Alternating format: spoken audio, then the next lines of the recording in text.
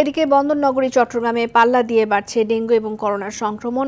সোমবার চট্টগ্রামে করোনায় আক্রান্ত হয়ে আরও 2 জনের মৃত্যু হয়েছে এবং আক্রান্ত হয়েছেন 6 জন। চলতি মাসে চট্টগ্রামে ডেঙ্গু আক্রান্ত হয়েছেন 94 জন। এ পর্যন্ত মারা গেছেন 2 জন। এদিকে ভারতে করোনার নতুন ভ্যারিয়েন্ট শনাক্ত হওয়ায় আতঙ্ক বাড়ছে দিনাজপুরের হিলি স্থলবন্দরে। পাসপোর্ট যাত্রীদের স্বাস্থ্য পরীক্ষার জন্য হ্যান্ড এবং থার্মাল স্ক্যানার ব্যবহার করা হলেও করোনা টেস্ট করা হচ্ছে না।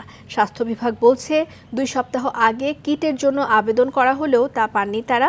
এদিকে বরিশালে বাড়ছে ডেঙ্গু আক্রান্তের সংখ্যা। সোমবার পর্যন্ত বরিশাল জোনে মৃতের সংখ্যা দাঁড়ালো 9 জনে, এর মধ্যে 6 জনই বরগুনার।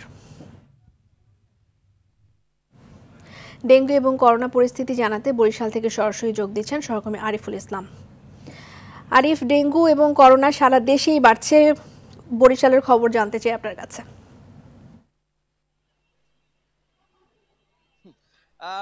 ধন্যবাদ আপনাকে। আসলে আমি এখন যখন আরটিভি সরাসরি সংযুক্ত রয়েছি, ঠিক এই মুহূর্তে কিন্তু বরিশালে বৃষ্টি হচ্ছে।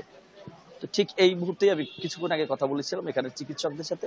তারা বলছেন আসলে যেভাবে মশক নিধনে সিটি কর্পোরেশন কিংবা সংশ্লিষ্ট কর্তৃপক্ষ কাজ করছে, এই বৃষ্টিতে সেগুলো আবার ধুয়ে যাচ্ছে। ফলে এরপরে যে আবার পদক্ষেপ গ্রহণ করবে সেটি কিন্তু আর করা হচ্ছে না। এটি কিন্তু অন্যতম একটি কারণ ডেঙ্গু পরিস্থিতি অবনতি হবার। তথ্য যেটি বলেছেন, আসলে গতকালকেও কিন্তু একজন ডেঙ্গু আক্রান্ত হয়ে মৃত্যুর সংবাদ রয়েছে এবং সেটি বরগুনায়। তো এখন পর্যন্ত গোটা বরিশাল জোনে 9 জনের মৃত্যুর সংবাদ থাকলেও 6 জনই কিন্তু এর মধ্যে বরগুনাতে। একটু দেখাতে চাচ্ছি, এই হচ্ছে বরিশাল হাসপাতালের চিত্র। এখানে যাদেরকে দেখছেন সবাই কিন্তু এখানে পরীক্ষার জন্য এসেছে। আমি এখানে প্যাথোলজি বিভাগের যিনি ইনচার্জ রয়েছেন তার সাথে কথা বলেছি, বলছেন যে প্রতিদিন প্রচুর পরিমাণে এখানে পরীক্ষা করতে আসে, কেউ করোনা কেউ বা ডেঙ্গু। তবে এখানে এই সব বরিশাল সদর জেনারেল হসপিটালে পর্যাপ্ত পরিমাণে কিট রয়েছে এবং তারা সেটি করোনার জন্য এখন যেহেতু একটা আতঙ্ক, এখন কিছু কিছু মানুষ একটু জ্বর দেখা দিলে কিংবা কোনো ধরনের সিমটম দেখা দিলে তারা আসছে এবং তারা পরীক্ষা করাচ্ছে। তবে বরিশালে কিন্তু এখন পর্যন্ত এই সদর জেনারেল হাসপাতালে 2 জন করোনা শনাক্ত হয়েছে, তাদের যদিও চিকিৎসা চলছে। অপরদিকে বরিশালের আরো আগলঝাড়া উপজেলায় কিন্তু একজন করোনায় আক্রান্ত হয়েছে।